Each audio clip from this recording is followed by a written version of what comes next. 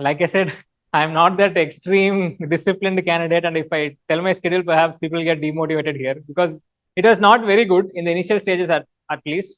But again, I was not a morning kind of a guy. It is perfectly fine if you are not able to get up in the early morning and study. It is perfectly fine.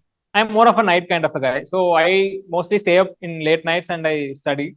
Coming to schedule, when I was full time into preparation, the time I wake up varies depending on when I sleep the previous night.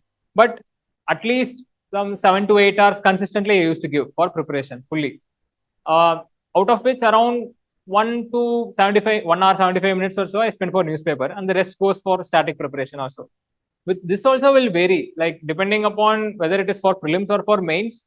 What I focus on will vary. For example, for prelims, I was most comfortable in certain subjects like polity or economics. But my weak areas, which I understood after giving multiple tests, were ancient history and medieval history. So over the course of time, I reduced the amount of time I spent on comfortable subjects. I increased the amount of time I spent on weak subjects. And I gave a lot of tests. I gave from any institute I can lay my hand on. I didn't discriminate between them. I didn't think, alright, this institute is good, this institute is bad. Ultimately, these are 100 potential questions, and even one, if it can repeat in the main exam, you will be benefited, right? So that was the main thing. And again, schedule wise, apart from studying, I definitely dedicated time for my hobbies. Of course, it reduced just before exam, perhaps 2 months before prelims, perhaps much lesser extent during mains. But somehow I managed to keep up my hobbies, because otherwise I'll go crazy. I am not that kind of a person who will be able to study and just study without doing anything. It will be very tough for me. Of course, I was a natural introvert, so I didn't seek out much social relations, or I didn't socialize that much. I didn't go out that much, which is also not a good strategy, I later realized. But it was easier for me to stay aloof. But just studying was not helping for me. I used to run regularly, at least about half an hour a day, and at least one movie per week I used to watch. Without that, I cannot let off my steam. It's like a pressure cooker, right?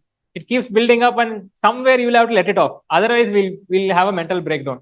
So I definitely focused on having me time.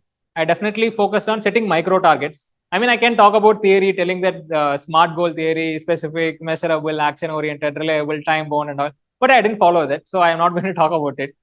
But what I did follow was this tactical approach, which I was telling. This weekly target I used to have, one day less, one day more, compensate for it. Similarly, on a monthly basis, if I have target, 1 week less, 1 week more, but I will achieve that. So be a smart kind of a person. Again, coming back to CSK, they are a very good team because they don't rely on pre-laid out strategies. They go to field, they see what is the situation there, and they change the strategy accordingly.